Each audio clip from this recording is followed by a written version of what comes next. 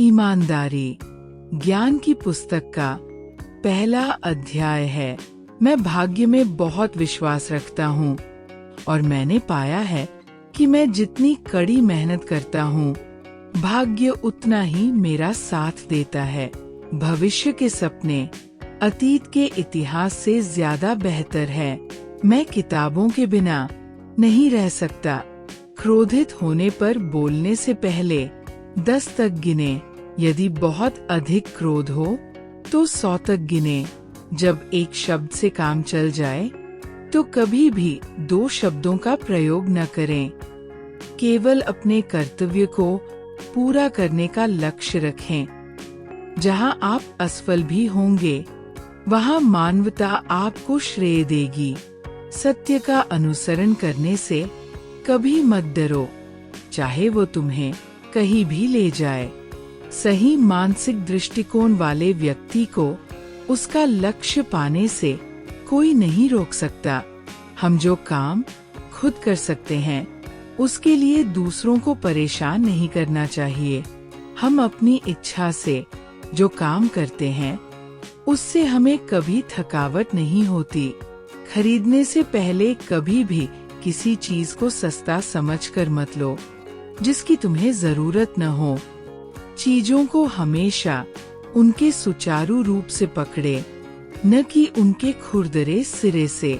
ज्ञान का प्रयोग करने से वो बढ़ता है, उसे तिजोरी में रखने से नहीं। सभी मनुष्य समान रूप से पैदा हुए हैं और उन्हें जीवन, स्वतंत्रता और सुख की खोज का अधिकार है। न्यायोचित स्वतंत्रता दूसरों के समान अधिकारों द्वारा खींची गई सीमा के भीतर अबाधित कर्म है। स्वतंत्रता कोई उपहार नहीं है, बल्कि एक अधिकार है जिसे हमेशा सुरक्षित रखना पड़ता है। एक भी व्यक्ति की स्वतंत्रता का हनन पूरे समाज की स्वतंत्रता के लिए खतरा है। सच्ची आजादी वह है जो दूसरों को नुकसान पहुंचाए बिना अपने सपनों को पूरा करने दे। सत्ता कभी भी शुद्ध और साफ मन वाले लोगों को अपनी ओर आकर्षित नहीं करती। जब कोई व्यक्ति सार्वजनिक जिम्मेदारी लेता है तो उसे स्वयं को जनता की संपत्ति समझना चाहिए। सर्वोत्तम शासन प्रणालियों में भी सत्ता में बैठे लोग धीरे धीरे उसे तानाशाही में बदल देते हैं। हर मतभेद सिद्धांत का मतभेद नहीं होता। हम सब एक ही राष्ट्र के भाई बंधु हैं। मैं बड़े शहरों को मनुष्य के नैतिक मूल्यों, स्वास्थ्य और स्वतंत्रता के लिए हानिकारक मानता हूँ। सरकार का मुख्य उद्देश्य लोगों की सुरक्षा और उनकी खुशहाली होना चाहिए। प्रकृति ने मुझे विज्ञान के शांत अध्ययन के लिए बनाया था। राजनीति ने मुझे विवश कर दिया। धार्मिक स्वतंत्रता का अर्थ है कि हर व्यक्ति अपने विवेक के अनुसार ईश्वर की आराधना करने के लिए स्वतंत्र हो।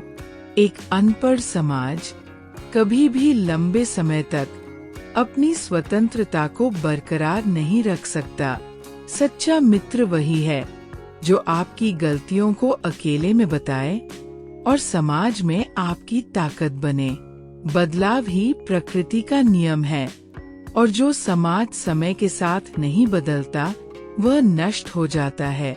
सहानुभूति और मानवता ही समाज को एक सूत्र में बांध कर रखती है।